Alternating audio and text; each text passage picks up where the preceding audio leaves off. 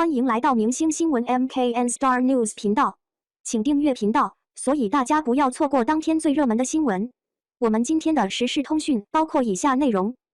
内娱最毒的嘴还没放过杨洋，没想到吧？被嘲了一整个暑期档之后，杨洋的劫财正式开始。他从火光中走来开播，同样饰演消防员的男主黄景瑜终于上线，兑现了观众们翘首以盼3个月的拉踩名场面。大家拿黄景瑜把杨洋里里外外拉踩了个遍，从演技到形象无一幸免。不过那已经是内娱观众的精神状态还比较良好时候的事了。现今的观众哪还管什么发言指南、置评红线，这只能让自己的疯病雪上加霜。拉踩是没啥活人也没啥精神养料的娱乐圈能提供给大家的最后一点发疯出口了。01本年度娱乐圈最大盛宴，集体发扬男才。虽然今年还有3个多月没过完，但今年角色塑造的脚底板已经在全民呼声下提前给杨洋预定了。最近几个月有苦难言的消防员群体终于逮到了机会，接连上阵宣传火光，洗刷前人大座遗留下的泼天的油烟味。网友们争先恐后给黄景瑜和杨洋列出了一大箩筐的对比图，把每天送面轻舟已过万重山的杨洋按回了水底深处。以前看剧都想看点新鲜的，这回观众恨不得把2部剧的片段一一对应，抠出相似的场景，直面世界的参差。睡觉、吃饭、喝水、打扫卫生，这些日常的不能再日常的行为，都获得了大家的格外重视，纷纷被网罗进日益丰富的对比素材库之中。杨洋时刻绷紧的身体和故作深沉的表情，让人怀疑他刚刚来到地球，还不懂该如何动用人类躯体和面部肌肉来做出自然反应。黄景瑜必定在地球待很久了，能用最朴实的人类肢体语言完成睡觉、吃饭、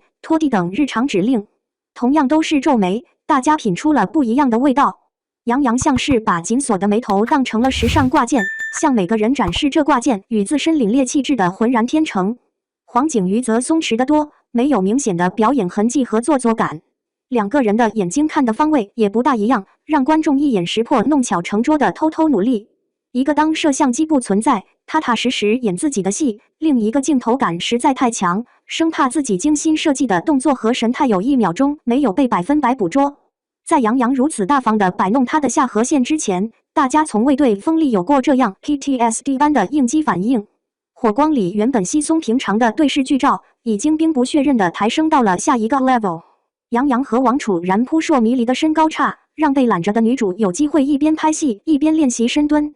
黄景瑜和张婧仪全身远景无遮挡，示范了正常的揽肩式情侣散步。拍的时候大概谁也料想不到，在杨洋打好水平及挖的基准线之后，原本不被注意的点都被推到高处。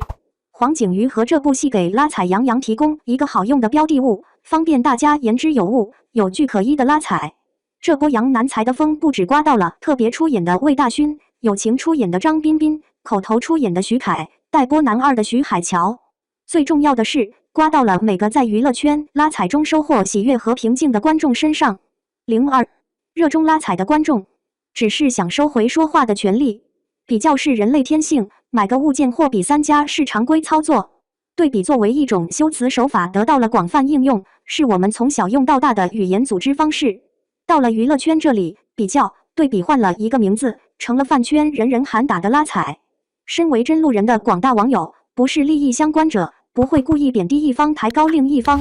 普通大众所参与的拉踩，本质上是脱离粉圈思维，想要开口说话，仅此而已。怎么想在娱乐圈用一下就处处受限？老实本分的观众受压迫太久，这2年一股脑的开启了看不惯就拉踩模式，而不必担心或从口出被追着骂高贵路人。流量时代已经是强弩之末，普通大众不再把各路流量那么当回事。被拉出来鞭尸的杨洋就是这一股风潮的典型人物。他不是被迫裹挟其中，而是想要大家都安静点的傲慢话语权失灵了。杨洋也不是被针对的那一个，只是恰好撞上了广大群众货比3家这一正当诉求开始解冻的风口。靠着堆砌起来的粉丝声量和数据女工的辛勤劳作，已经不能堵住大家认真进行拉踩操作的嘴。任谁也不能让所有人闭上眼睛，或得或免。想靠凸显主角光环大捧特捧男女主演的路径，今后怕是走不通了。长月烬明对男主、女主着墨颇多，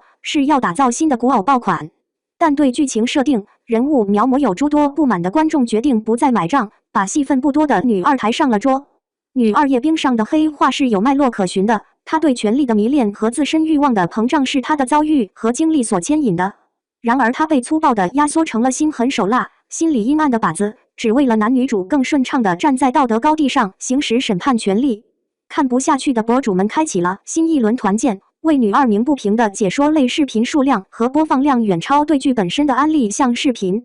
饰演女二的陈都灵实现了有效播剧，商务代言新增数量喜人。她的很多访谈也顺带着被挖出来，言之有物，对角色有自己的理解，成了拉踩酒漏鱼的绝佳典范，成功晋升90花盘点里不能被忽略的一个。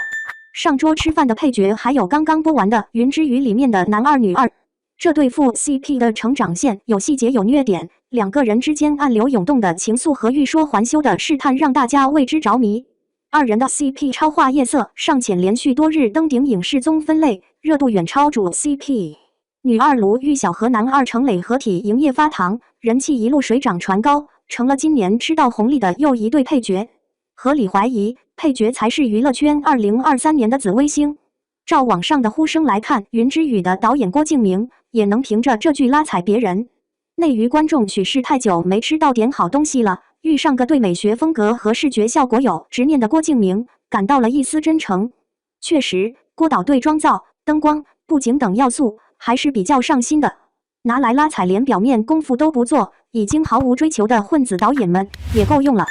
封神的质子团们是拉踩阵地里站得比较高的一批人。开拍前封闭集训，打斗戏亲自上阵，上映前低调本分，保留着圈里已然不多见的规矩。于是质子团迅速的在过去这个夏天拥有了自己的姓名，把一些不够敬业、身材拿不出手、耐不住心性的男演员们比了下去。今年的娱乐圈仿佛一场不顾大家死活的拉踩大混战，有人在主角的位置上坐不稳，光芒都被配角收走；有人在这个发烂发臭的行业里找到了自己的位置，也能成为拉踩旁人的利器。发疯的风终于还是吹到了内娱观众身上，他们不愿再偷偷吐槽、唯唯诺诺，而是尽情拉踩，嘴上不留情，伤害了观众的眼睛，拉低了观众的智商，谁也别想好过。03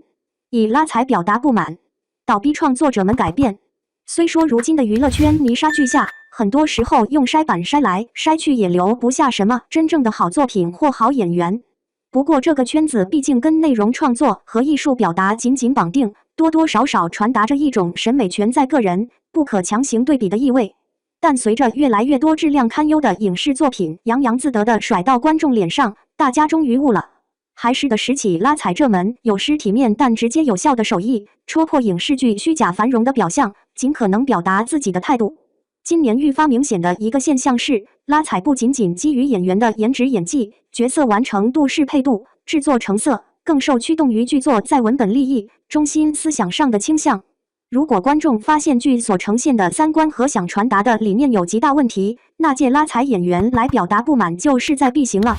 像是把封建糟粕当作精华的长月烬明，披着爽剧的皮践行着嫡庶有别、先凡有弊、等级森严、贞节牌坊的迂腐观念。受不了这坨烂价值观的观众自发化身女二的自来水，拉踩徒有主角光环却难以服众的男主女主。饰演女二的陈都灵得到了大范围的怜爱，反派也得上桌吃饭，也有不当脸谱化工具人的权利。你是我的人间烟火创造了大勋元年盛世，其实也是同样的逻辑。为大勋饰演的爸总有涵养有学识，财富储备、社会地位、家庭背景都远超杨洋饰演的消防员男主。女主将男主视作唯一的保和此生的救赎，没有能力切断来自家庭的经济补贴，却又将家人视为通往幸福生活的路障。编剧越想合理化并美化男女主爱情大过一切的追求，观众越是逆反。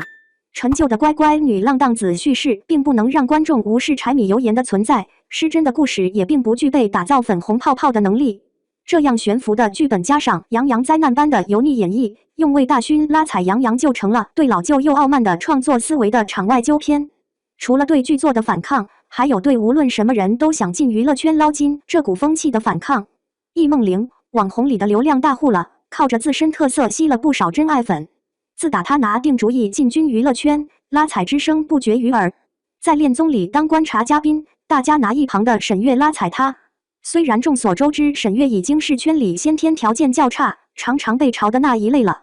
前段时间易梦玲参加了个训练演技的综艺，又是复刻了白秀珠的扮相，又是堆上了轻功行头，结果双双翻车，被受过刘亦菲美貌吹拂和看着清朝美人角色长大的网友们一通拉踩。实际上，拉踩恰恰给观众们提供了一个反抗的机会，不配合主创下达的旨意，不接受演员职业的无限扩员，不对假模假式端上来的东西照单全收，是大家这些年被烂剧们多次创飞后的集体情绪。以前的拉踩多发生在红毯比美、咖位一争高下、资源比拼这样的语境里，围绕着谁腥味更足、身材更好、发展势头更强盛进行，不怎么涉及影视创作本身。当大家把视线深入到剧作的内核，恶毒女二、舔狗男二纷纷被委以重任，化身为拉踩男女主的有力武器。那些幕后的创作者们终于知道，身处文化消费链条下游的观众们学会了保持清醒，并与有毒的影视剧施教划清界限。通过拉踩，如果能倒逼编剧、导演和演员多倾听真实心声，挖掘真实需求，跟观众共同进步，也算是拉踩的终极目的了。可别等到观众失望到懒得拉踩的那一天，那就真的无药可救了。感谢您观看视频，请订阅我们的频道以支持我们。